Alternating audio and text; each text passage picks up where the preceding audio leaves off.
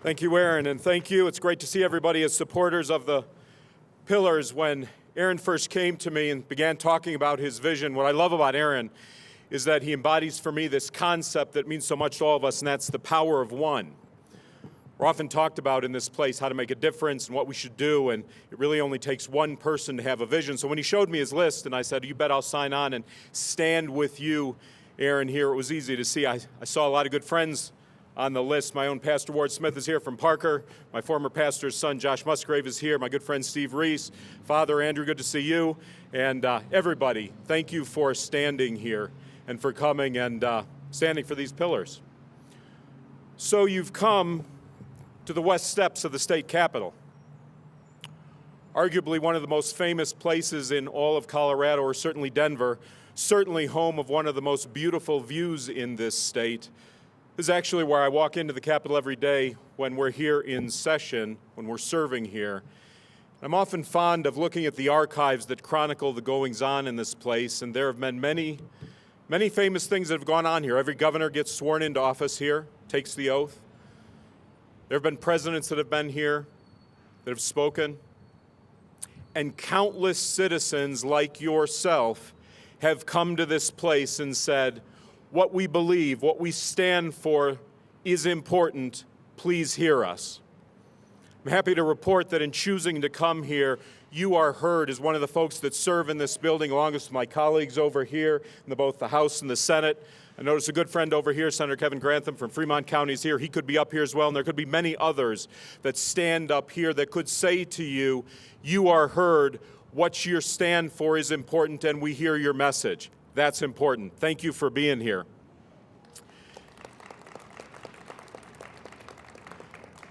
But it's also quite often that people come here and they look around after they leave, after the mics have been turned off, after the clapping stops, the awards, the fancy podiums, many of which adorn these steps. They say, hey, does it matter? Yes, it matters. Your voice is heard, and then what you need to do is take from this place encouragement. So as the clergy, I encourage you with a couple of different things. One is take your role seriously. You all, I'll bet, or you should be students of history, and if you look at history, you will find that your role as clergy is crucially important. Dating back to the Revolution, you'll find that your role was critical in moving that cause forward. So many of the famous speeches, so many of the people that we revere were in churches. Those meetings took place in churches. Those speeches took place in churches. I encourage you to embrace your role.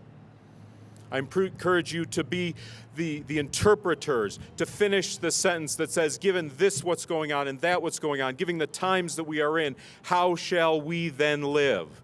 You're in a unique position to help your flocks, your community, answer that question, and I would encourage you to embrace that. I would encourage you to do something that should be very familiar to you, and that is pray.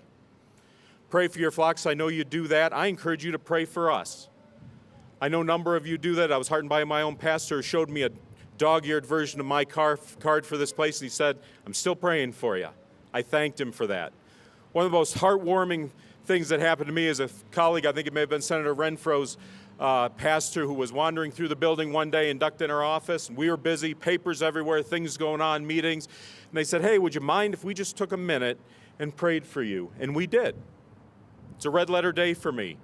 Just because you're here today on the West Steps, this famous place, embracing these important things, I would encourage you, come back to this place. Come back for further rallies here, but more importantly, pierce those doors behind me, wander these halls, and take this place under your wing and pray for it. And then reach out to the people that serve in this place and pray for them. You all know, as people of faith, we know prayer matters. Prayer changes things. We need to have an accurate understanding in response to that question, given the times of the day and what's going on. How shall we then live? You are the unique holders of the keys, interpreters of the plumb line that's found in the Holy Bible. I encourage you to embrace that role and fulfill it. Thank you so much for being here. I appreciate it. I appreciate the honors that come with being asked to speak at these things. There could be any number of folks that are here. We appreciate that. Members of the church, clergy, lead your flock.